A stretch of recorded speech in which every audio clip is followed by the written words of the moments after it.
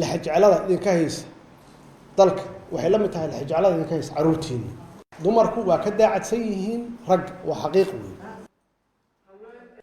waxa uu ahaa mid ka mid ah kulamada joogtada ah ee madaxweynaha jamhuuriyaddu la qaato qaybaha kala duwan ee bulshada si uu xogogaal ugu noqdo xaaladaha ay la nool yihiin isla markaana tashi uga geliyo hanaanka ugu habboon ee howlgudashada hay-adaha dowladda madaxweynaha jamhuuriyadda federaalka Soomaaliya mudane Maxamed Cabdullaahi Farmaajo oo kulankan la qaatay qaar ka mid ah haweenka Soomaaliyeed ayaa kala hadlay xoojinta doorka ay ku leeyihiin dowladnimada horumarinta dhaqaalaha dib u heshiisiinta iyo xoojinta midnimada shacabka Soomaaliyeed kulankan madaxweynaha jamhuuriyaddu waxa uu si gaar ah ugu maamusay haweenka Soomaaliyeed oo lafdhabar u ah dowladnimada Soomaaliya waxaana kulankan soo agaasimay ururka haweenka qaranka oo ay horkacisay gudoomiyaha ururka haweenka Marwa Batuulo Sheekh Axmed Gaballe Marwa Batuulo oo kulanka khudbad ka jeedisay waxay madaxweynaha jamhuuriyadda uga mahad celisay doorka muuqda ee uu haweenka Soomaaliyeed ka siiyay dowladnimada Soomaaliya waxayna sidoo kale soo bandhigtay qaar ka mid ah caqabadaha ay wajahaan haweenweynaha Soomaaliyeed gabdhaha Soomaaliyeed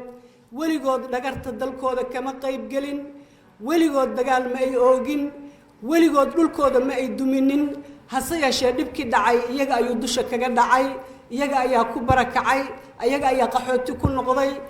laga bilaabo markuu dalku burburay ilaa iyo hadda dawladihiisa soo bedelay waxay u taagnaayeen sidii Soomaaliya qarannimadeeda iyo midnimadeeda iyo horumarkeeda iyo sharafkeeda uu ku soo noqon lahaa waxaan sharaf ku leenahay qarannimada waxaan sharaf ku leenahay sharciga waxaan sharaf ku leenahay dawladnimada waxaan rabnaa in dawladnimaduna difaacdo sharciguna difaaco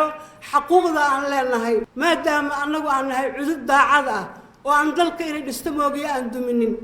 madaxweynaha jamhuuriyadda federaalka Soomaaliya mudane Maxamed Cabdullaahi Farmaajo oo haweenka kulanka ka qayb galay u jeediyay khudbad isugu jirtay dardaaran iyo mahadnaq ayaa kaga mahad celiyay doorka lama hilmaamaanka ah ee ay ku leeyihiin dawlad dhiska Soomaaliya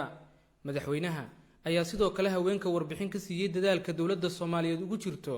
awoodsiinta haweenweynaha Soomaaliyeed oo uu tilmaamay inay lafdhabar u yihiin dawladnimada Soomaaliya haweenka Soomaaliyeed ee doorkay ku lahaayeen dhismaha dalkan iyo intii ka sii horeysay xorriyadda loo dagaalamay runtii waxay ahayd qayb weyn oo runtii aad iyo aad u sarreysa inaad ka qaadateen oo haddii intaas aydan qayb ka ahayn dalkan uusan meesha u joogo uusan hadda joogi lahayn oo weliba ugu dambeysay intii dagaalka sokeeye oo aad sheegteen dadka runtii dhibka ugu badan soo gaaray ay ahaayeen dumarka iyagoona waxba galabsan saasay tahayna iyaga lagu noolaa hadday tahay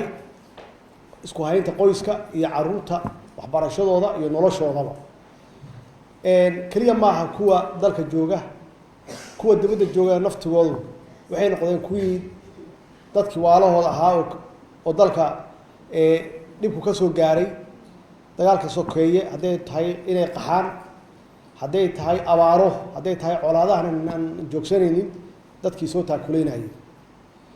runtii haddaydan idinka ahayn anugu ma aaminsanin dalkan inuu sida hadda uu yahay uu ahaan lahaa